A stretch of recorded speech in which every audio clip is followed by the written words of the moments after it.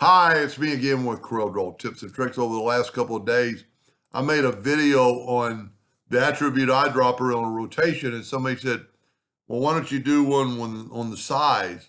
So if right here, transformation, I've got size, I'll take a sample of that circle, and then I can go and make every circle that size. Now that's pretty cool, I'll admit, but it's a little tedious clicking on each circle.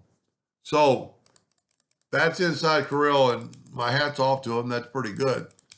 But there is a faster, better way, quicker, and for free, this macro by our friend Eskimo. I probably showed off this before.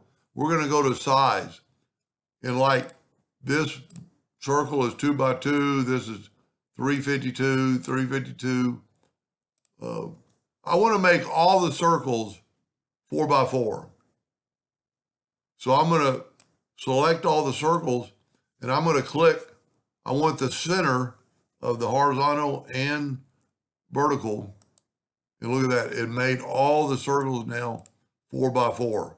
Now, you could do 2 by 2 and select them all and pick to have them come from this edge.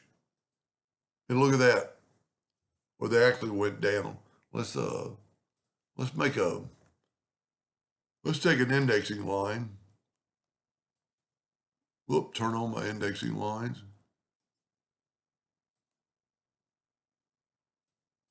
Spread some of these apart. Now select them all, make them 2 by 2 in this.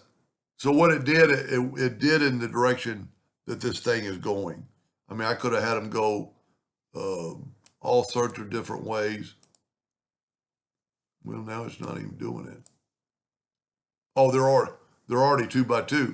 Let's make them 3 by 3. And let's go up top and look at that. So this is a free macro by our friend Eskimo. I'll leave a link to this macro at the bottom of this video.